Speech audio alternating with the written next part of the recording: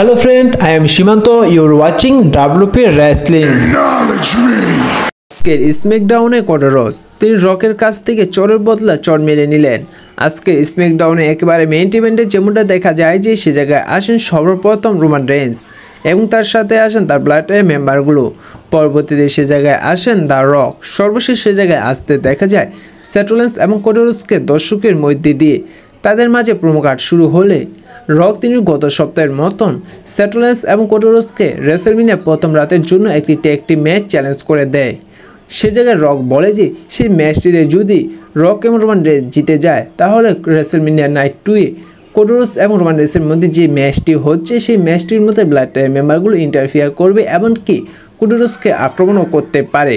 আর সেই ম্যাচটিতে যদি কোডরস Seth Rollins জিতে যায় তাহলে রেসলম্যানিয়া নাইট 2-এ রোমান রেইন্স এবং কোডরসের ম্যাচটির মধ্যে কোনো ব্লাডলাইন মেম্বার ইন্টারফিয়ার করবে না এবং সেই ম্যাচটি ক্লিয়ারলিভাবে শেষ হবে।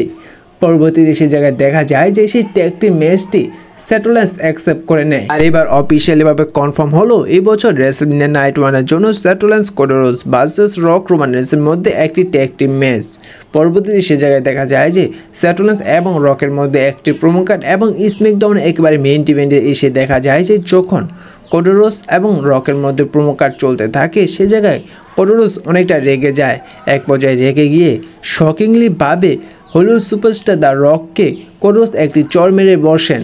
যেমনটা দেখেছিলেন যে আপনারা রেসলম্যানিয়া কিক-অফ শোয়ে রক যেভাবে কোডরসকে চর মেরেছিল ঠিক একইভাবে এবার কোডরস রককে একটি চর মেরে তার চরের বদলাটি নিয়ে নেয়। সে সময় রোমান রেইন্স তিনি আক্রমণ করতে চাইল, রক তিনি রোমান রেইন্সকে আটকিয়ে দেয়। আর এইভাবে আজকে স্ম্যাকডাউনে কনফার্ম হলো এবছর রেসলম্যানিয়া নাইট 1-এর জন্য সেথ রলিন্স কোডরস ভার্সেস রক এবং রোমান রেইন্সের মধ্যে একটি ট্যাগ টিম ম্যাচ।